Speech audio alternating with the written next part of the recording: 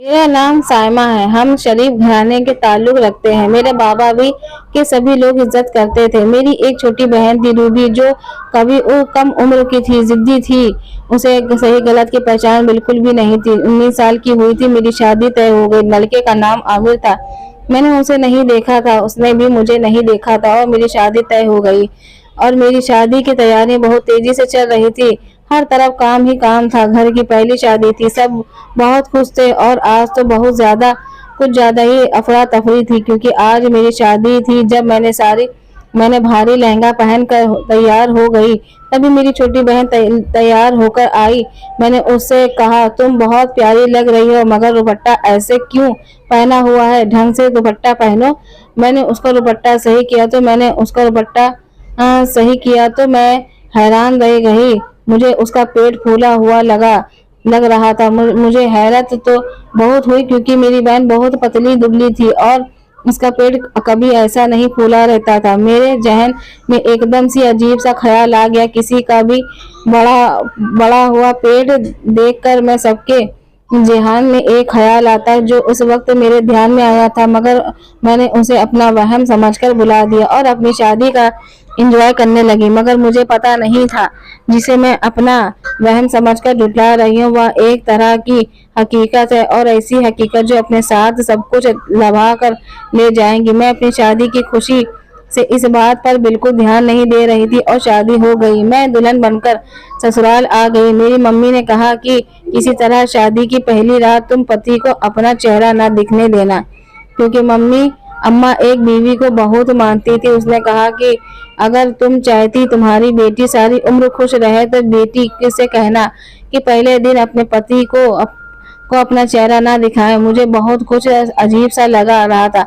मैं दुल्हन बनकर बैठी हुई थी। जब आमिर अंदर आया और मेरा घूंघट उठाने के लिए हाथ बढ़ाया, तो मैंने उन्हें रोक दिया। अब आप मेरी एक बात मानेंगे? मैंने डरते डरते आमिर से कहा। आमिर ने कहा, मैं तुम्हारी सारी बातें मानूंगा, बात तो बताओ और पहले चेहरा तो दिखाओ।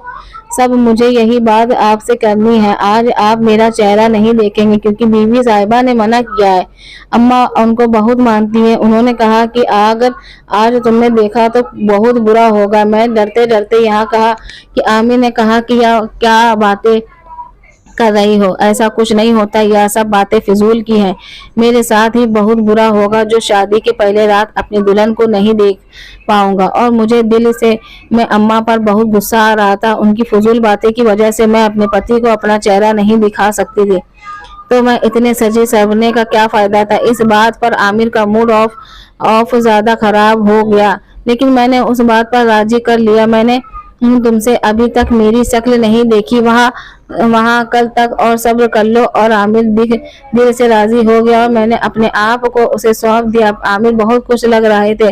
अब अगले दिन रस्म के मुताबिक मैं मैके आ गए। सब मुझसे मिलकर बहुत खुश थे, मगर मेरी छोटी बहन बहुत ज्यादा परेशान सी लग रही थी। मैंने उसकी वजह पूछी तो वह डर रही थी, मगर मैंने बहुत ही ज्यादा पूछा तो वह फट पड़ी और फूट फूट कर रोने लगी। और उसने जो बात मुझे बताई, वह सुनकर मेरा दिल दहल गया। मैंने उससे अपने दिल का हाथ रख लिया। वह बोल रही थी कि वह माँ बनने वाली है, एक लड़के से बहुत मोहब्बत करती थी। उस लड़के ने उससे उसकी इज्जत तार तार कर दी थी, और वह अब भाग गया। बहन की बातें सुनकर मुझे अपने कानों पर यकीन नहीं आ रहा था।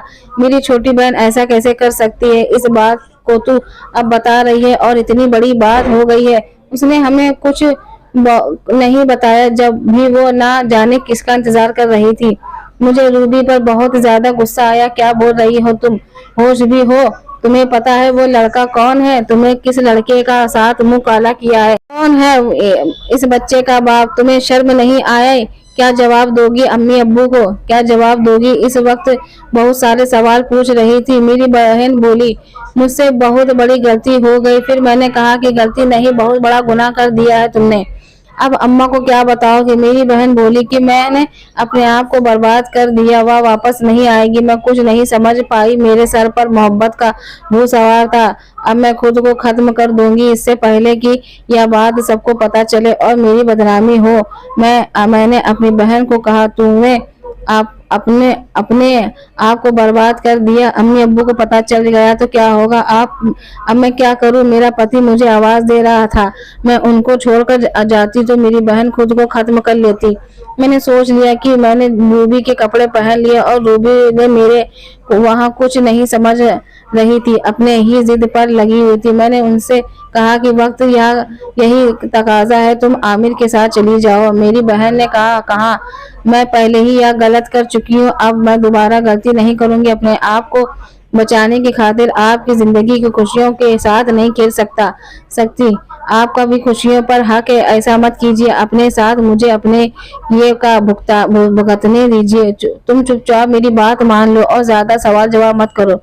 हमारे पास बहुत कम वक्त है। उनसे मेरी शक्ल नहीं देखी है, उसे नहीं पता कि उसकी शादी मुझसे हुई है। मैंने दिल पर पत्थर रखकर रूबी को अपने पति के साथ भेज दिया। फिर रूबी बोली, ऐसा कैसे हो सकता है? मैं बगैर निकाह के आपके पति के साथ कैसे जा सकती हूँ? अपनी बकवास बंद करो। जब तुम बगैर निकाह से किसी के बच्चे की माँ बन सकती हो तो रहने दो, क्या बुराई है? तू अपनी माँ बाप की इज्जत बचाने के लिए ऐसा नहीं कर सकती। मैं तंग आ गई थी। जितनी भी इतना मैं अपने गुस्से पर काबू पाने की कोशिश कर रही थी, रूबी मुझे उतना ही गुस्सा दिलाने की कोशिश कर रही थी। मैंने कहा, आमिर बहुत अच्छा लड़का है, जब उसके घर वाले तुम्हें देखेंगे तो बहुत गुस्सा होंगे और तुम्हें वापस ले आएंगे और मुझे गलत समझकर और तुम्हें सही समझकर आमिर तुमसे शादी कर लेंगे। अगर शादी भी नहीं तो आज राज को तो छुपा सकती हो। आमिर का नाम लेकर मैंने रूबी को जबरदस्ती अपने कपड़े पहनकर समझकर बुझाकर अपने आमिर के साथ भेज दिया और उससे कहा कि आमिर को लगा पता लगाना नहीं चाहिए कि पहली रात उसके कमरे में तुम नहीं मैं थी। मुझे कुछ समझ में नहीं आ रहा था। मुझे फिलहाल यही एक रास्ता नजर आया था।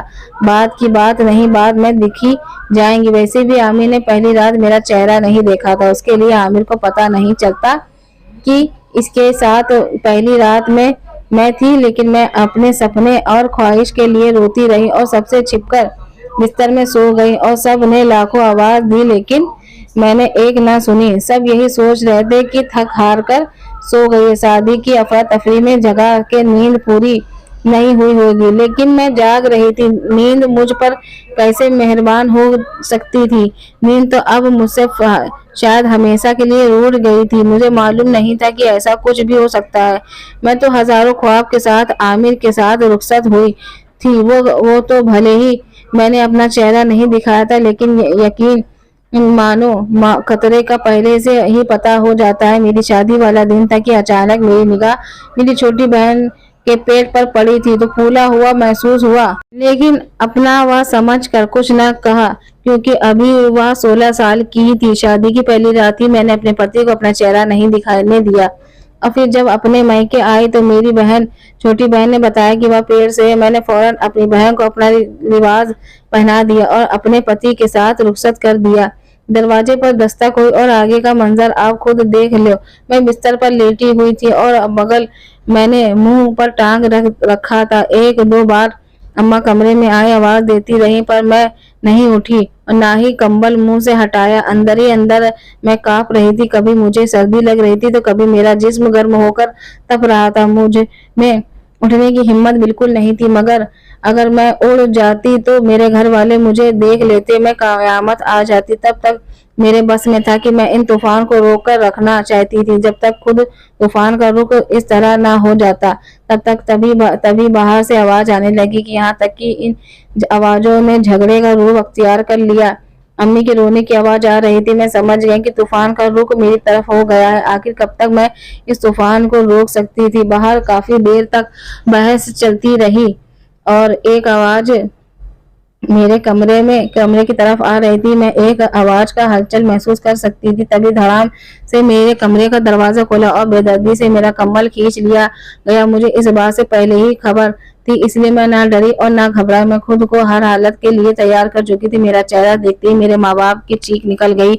मेरी माँ मुझे मारने लगी। मेरा बाप सख्ती में आ गया। महसूस हुआ कि तुम यहाँ क्या कर रही हो? तुम तो मेरे ससुराल होना चाहिए। मेरे माँ मेरा हाथ को खींचकर सहन से लेकर आ गई और मुझे जोर से जमीन पर पटक दिया। पर मेरे सास ससुर, मेरी छोटी ननद बहन और मेरा पति खड़ा था जिसने कल ही मेरी शादी हुई थी जब सबके चेहरे पर परेशानी थी। आप लोगों ने हमारे साथ इतना बड़ा धोखा क्यों किया? क्यों दुल्हन बदल दी? निकाह एक से और साथ और रुखसती दूसरे के साथ। आखिर क्या तमाशा लगा रखा है? शादी को मजाक समझ रखा है? आप लोगों को कुछ अंदाजा है कैसी कयामत आ गई? मेरे बेटे ने दो दुल्हन की शक्ल आज तक नहीं देखी है और रूबी को ही अपनी दुल्हन समझकर उसके साथ अपना रिश्ता कायम कर रखा था।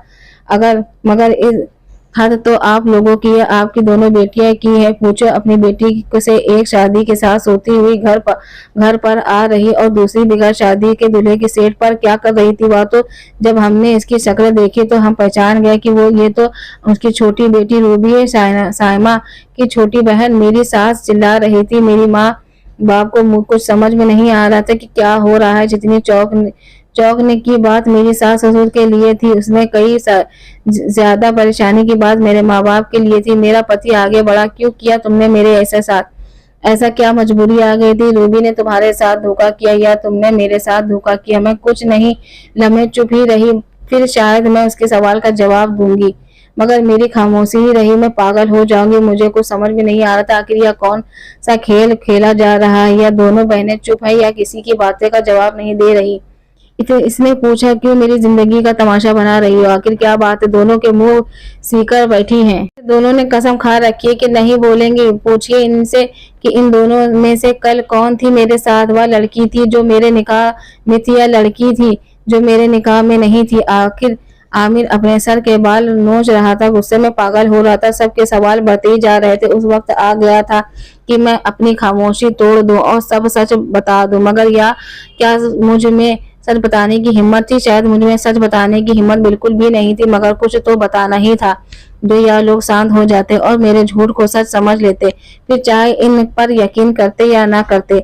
मगर मैं और ज्यादा खामोश रहती तो पानी सर से ऊपर ही निकल जाता। इसलिए मैंने अपने सिले हुए होठों को खोला और झूठ बोला, मगर हैरत से इंतहा हो गई। मैं अम्मी रूबी के अंदर आई तब्दीला से कैसे महरूम रह गई। मम्मी को कैसे पता नहीं चला कि वह किसी गलत रास्ते की मुसाफिर बन गई है? पता तो मुझे भी नहीं चल सका। रूबी ने इतनी सफाई से, इतनी खुफिया तरीके से किसी लड़के के साथ इश्क लड़ाया और इसका यह खामियाजा भुगतना पड़ा हम सबको। अब मैं इंतजार की सूली पर लटक रही थी कि इसी इंतजार में कि आगे क्या होगा। किस्मत हम दोनों बहनों को क्या करती है, हमें कहाँ ले जाती है, हमें इस फैसले से कोई फायदा होता है या नहीं। ऐसे भी कई सवाल मेरे दिमाग में घूम रहे थे। मेरा सारा कचरा सर चकरा रहा था। सोच सोचकर मैं पागल हो रही थी। आने वाले वक्त का खौफ बढ़ता जा रहा था। मेरा दिल बहुत तेजी से धड़क रहा था। रूबी सहमी हुई और मुझे सब ने कटहल के खड़ा कर दिया और कसूरवार होकर भी ना होकर भी मुझे गवाही देनी पड़ रही थी। और अपनी बहन की इज्जत बचाने के लिए मैंने यह सब कदम उठाए। और इन सब से सबसे ज्यादा परेशान आमिर था, क्योंकि वह जानना चाहता था कि उसने किसके साथ शादी का रिश्ता कायम किया था। वह रूबी थी या सायमा थी, क्योंकि हम दोनों बहनें कद और कांटे के बिल्कुल एक जैसे ही थी। हम दोनों बहन बेहद खूबसूरत थी, जबकि मेरे सास ससुर इस बात पर लड़ रहे थे कि उनके साथ धोखा हुआ है। आखिर ये कब तक खामोश रह सकती थी? आखिर मुझे कब से सवालों के तसल्ली भरे जवाब देने थे? खामोशी इन सब मामलों का हल नहीं था। फिर मैंने अपनी जवानखोरी आमिर को पसंद नहीं करती थी और मैं इससे शादी नहीं करना चाहती थी। मैं किसी और को पसंद करती हूँ। अब्बा की यह बात सुन नहीं कर सकती थी, क्योंकि मैं जानती थी क्योंकि वह लोग मेरी कुछ बात नहीं सुनेंगे। मैं इस शादी के वक्त इनकार करना चाहती थी, मगर अब्बा की रुसवाई का सोचकर खामोश हो गई थी। मगर जब रुखसती का वक्त आया तो मैंने रूबी को अपने कपड़े पहनाकर जबरदस्ती उसे आमिर के साथ भेज दिया। दूसरी सूरत में मैंने उसे धमकी भी दी थी कि मैं खूबसूरती कर लूंगी, मगर तुम आमिर के साथ नहीं गई तो अम्मा अब्बा इस बात से बिल्कुल नहीं जानते कि उन्हें कुछ नहीं पता। मैं ही रूबी को मना किया था कि आमिर को अपना चेहरा ना दिखाएं। यह सब मेरा मन सुबह था। इसमें रूबी की कोई कसूर नहीं है और ना ही अम्मा का। ना जाने किस दिन किसे मैं झूठ पर झूठ बोलती जा रही थी। तुम होती कौन हो ये हो फैसला करने वाली, मंसूबे बनाने वाली? तुम्हें यह मजाक लगता है? शादी ब्याह कोई खेल तमाशा है? तुम जानती भी हो हमें अपने मतलब के लिए तुम्हें एक कुंवारी लड़की को बगैर निकाह के किसी मर्द के साथ भेजा है और इतना बड़ा गुनाह करवाया है। जानती हो क्या कितना बड़ा गुनाह अपने मतलब के लिए तुमने इतना बड़ा कदम कैसे उठाया। कितने खुदगर्ज कैसी हो सकती हो जो अपने मतलब के लिए अपनी बहन को भी नहीं बख्शा। आमिर गुस्से में पागल हो रहा था जबकि मेरे माँ बाप एकदम चुप हो गए थे। ऐसा लगता था कि जैसे उन्हें एक सदमा हो गया हो। मुझे तो यही लग रहा था कि वह मुझे जान से मार देंगे, मगर इनको चुप देखकर मैं बहुत हैरान हो गई। मेरा ससुर नेक बंदा था और मस्जिद के मौलाना था। उनका सबको चुप कराया और मामले का हल निकालकर बहुत देर तक बाप बेटे के बीच बातें होती। गुस्से से पागल हो रहा था। मुझे तलाक देना चाहता था मगर बाप कह रहा था कि अगर रिश्ता खत्म हो गया तो दोनों सूरतों हमारी बदनामी होगी। लोग कहेंगे शादी के अगले दिन ही तलाक क्यों हो गई। आखिरकार बहुत देर बाद पर सब राजी हो गए कि श्यामा को आमिर तलाक देगा क्योंकि आमिर श्याना से कोई रिश्ता नहीं रखना चाहता था। मेरे ससुर ने सास की राजी कर लिया। मैंने दिल से कलमा पढ़ जैसे मैंने सोचा था वैसे ही हो रहा था। मैं अपने रब को बहुत ज्यादा शुक्रगुजार थी। मैं उसने अपनी इज्जत रख ली थी। मैंने रूबी और आमिर का निकाह उसी वक्त मेरे ससुर ने पढ़वा दिया। जब सब यही कहना था कि सब में रूबी का क्या कसूर था, उसने क्यों अपनी बहन के सजा मिली, जबकि सब यही समझ रहे थे कि आमिर के साथ शादी की पहली रात रूबी गई थी। जब जमाने को भी यही दिखना था कि आमिर की शादी रूबी के साथ हुई थी क्योंकि इस शादी के वक्त रुखसती से इनकार कर दिया था। रूबी मुझे मुसल्लम देखी थी जा रही थी। उसकी आंखों में आंसू बह रहे थे। उसे यह दिखाया जा रहा था कि बेकसूर होकर मायूस है, मगर मैं उससे आंखों में चुप रहने का कहती रही। इसी में हम सब की भलाई है। मैं अपने माता पिता से बेहद मोहब्बत करती थी। हमेशा मुझे ऐसी लड़कियों से नफरत रही जो माँ बाप की इज्जत अपने कदमों तले रौन कर प्यार मोहब्बत वजह से घर में भाग जाती है। रूबी को लेकर सब वहां से चले गए और टूटी फूटी किस्मत दुल्हन एक रात की शादी से तलाक कर सफर तय कर चुकी थी। मेरे सारे अरमान ख्वाब टूट कर गिर गए थे। मैं जानती थी कि अब मम्मी अब्बू मुझे जिंदा नहीं छोड़ेंगे, मुझे शायद जिंदा भी जमीन में दफन कर देंगे क्योंकि उनकी नजर में मेरी वजह से अपने ससुराल के सामने उन्हें शर्मिंदा किया गया था। मेरी वजह से उनकी नजर झुकी थी मगर मैं चुप थी कि इसलिए किया इस शर्मिंदगी से कई गुना बेहतर है जो रूबी अपने उसके डर डालने वाली थी। अम्मा बिल्कुल चुपचाप मुझे देखती रही और प्यार से अपने साथ मेरे गालों पर फेरा बोली, मेरी बच्ची ऐसा क्या वजह आ गई थी कि मुझे इतना बड़ा झूठ बोलना पड़ा, इतना बड़ा कदम उठाना पड़ा। बता, हमें किसी ने तुझे ऐसा करने पर मजबूर किया है। तुम इससे कुछ नहीं छुपा सकती हो। हम गवाह हैं। कल हमने खुद अपने हाथों से तुम्हें रुखसत किया था और कल सारा दिन रूबी हमारे साथ ही रही थी इसी घर में। और मैं जानती हूँ कि मेरी सायमा बहुत ही समझदार है, बगैर किसी वजह से इतना बड़ा कदम नहीं उठाएगी। तुम हमेशा ही से बहुत समझदार और सुलझी हुई हो। अम्मा मुझे प्यार करते हुए बोल रही थी। मैं तो भूल गई थी कि अम्मी अब्बू ने कल सारा दिन रूबी को अपने आंखों के सामने देखा होगा। यहाँ तक कि सुबह तक भी रूबी उसके साथ ही थी। अम्मा अब्बा यह सच जान चुके थे कि उसने पूरा सच छुपाया भी सरासर नादानी थी। और तुम मेरी जानी हालत भी अच्छी नहीं थी। मैं इतनी परेशान और टूटी हुई थी कि मैं अब अम्मी और अब्बा के बेरुखी बर्दाश्त नहीं कर सकती थी।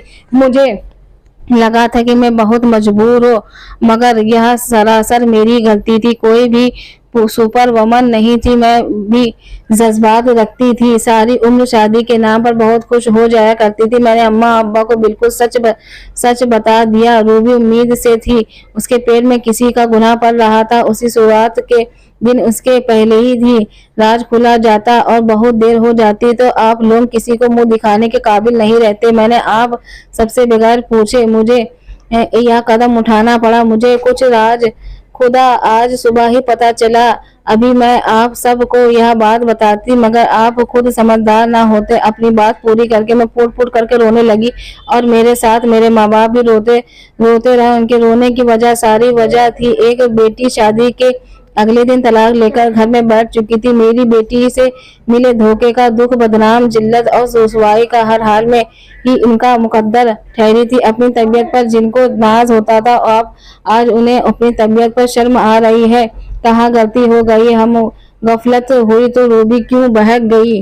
गुनाह के दलदल में फंसी चली गई और खुद को कसूरवार समझ रहे थे। उसके पास फिक्र करने के लिए बहुत सा कुछ था, मगर तेरे तो सोचने समझने की शक्ति है खत्म हो चुकी थी। सारा दिन खाली खाली आंखों के छत को घूरती रहती थी। मुझे कुछ नहीं पता कि रूबी कैसी है, किस हाल में है, आमिर ने उसके साथ क्या किया। और सच तो यह था कि अम्मी अब्बा भी रूबी की शक्ल तक नहीं देखना चाहते थे। मगर शादी के 2 महीने बाद आमिर के वालिद का बताया था कि रूबी का बच्चा जाया हो गया है। वह लोग यही समझ रहे हैं कि बच्चा हमारा है। वह लोग दरअसल हकीकत में अनजान थे। अम्मी अब्बा ने भी कहा, सही है, यह बच्चा जाया हो गया, वरना यह बच्चा अगर पैदा होता तो सबकी मुश्किलें और बढ़ा देता और हम लोगों को जमीन अंदर ही अंदर काटता रहता कि किसी की नाजायज औलाद को किसी घर के अंदर पड़ रही है। हर बात को अल्लाह ताला की रजामंद होते हैं। लोग मेरे में बातें करते थे कि शादी के दिन लड़की ने शादी से इनकार कर दिया और छोटी बहन की कुर्बानी देनी पड़ी, लेकिन इस बात से अनजान थे कि असल कुर्बानी तो किसने देनी पड़ी। मैंने अपने ख्वाब और अरमानों को दिल से में कब्रिस्तान में ही दफन कर दिया था। मेरे माँ बाप हर वक्त मेरी ही फिक्र करते रहते थे। अम्मा अब्बा ने वहाँ शहर और घर छोड़ दिया। हम लोग फिर से अपने गांव में आकर रहने लगे थे। वहाँ पर ही बाबा ने अपने दूर के रिश्तेदार से मेरी शादी कर दी, जो उम्र में मुझसे काफी बड़ा था। मैंने अपने माँ बाप का मान रखा और इस रिश्ते को भरपूर तरीके से अपनाया। मगर मैं क्या करती, मेरा दिल तो आमिर में था। एक ही रात में आमिर के साथ रहकर, उसने निकाह में रहकर मुझे उससे मोहब्बत हो गई थी। मगर हौले हौले इस मोहब्बत को मैंने अपने दिल से निकाला और आमिर की वफादारी रखने की कोशिश करने लगे। अमन एक बहुत अच्छा लड़का था। अब उससे मेरे 2 बच्चे हो चुके थे। मैं बहुत अच्छी जिंदगी से जी रही थी, लेकिन कभी कभी मुझे जब रूबी की याद आती तो मैं परेशान हो जाती कि अब वह कैसे रहे होगी। रूबी के ससुर जो बहुत अच्छे इंसान थे, उन्होंने अब्बास के राबता रखा हुआ था, जो फोन में आता बात कर लेते। वह कहते थे कि रूबी और आमिर बहुत ज्यादा खुश हैं, उसके बच्चे भी हैं, लेकिन मैं जानती थी कि मैं रूबी के अंदर से उदास ही होगी। उसे यह एहसास कभी खुश रहने नहीं दे सकता कि उसने मेरे हक पर कब्जा किया है और मैं माँ बाप से मिलने की तड़प उसे जुदाई किसी को खुश रखने नहीं देती। वक्त अपने साथ ऐसी कई किस्में और कहानियां लाता है और वक्त ऐसा भी आता है तब अपने साथ सारी दुख का हिसाब जानता है और सब पिछला बन जाता है। कई सालों के बाद रूबी ने आमिर को राजी कर लिया और फिर से महके आने जाने लगी। मेरा कभी आमिर से सामना नहीं हुआ, मैं उसका सामना नहीं करना चाहती थी। मेरी सारी माओ से इज्जत इल्तजा है कि जहाँ पर वह जवान बेटी है, मेहरबानी करके अपनी बेटियों पर निगाह रख के यह देखे कि वह किसके साथ मिलना जुलना कहाँ होती बैठती है। अपनी बच्चियों का पर भरोसा करके उन्हें अपने साथ रखे, अपने दोस्त बन जाएं, ताकि वह किसी गलत रास्ते पर ना चले। और तमाम लड़कियों को कहना चाहती हूँ, इश्क प्यार मोहब्बत के नाम पर आखिर कब तक आप सब बेवकूफ बनेंगी, यहाँ तक कि खुद इंसान इस कहानी का हिस्सा बन जाता है। दोस्तों, स्टोरी कैसी लगी? स्टोरी अच्छी लगी तो प्लीज लाइक, सब्सक्राइब और शेयर करिएगा।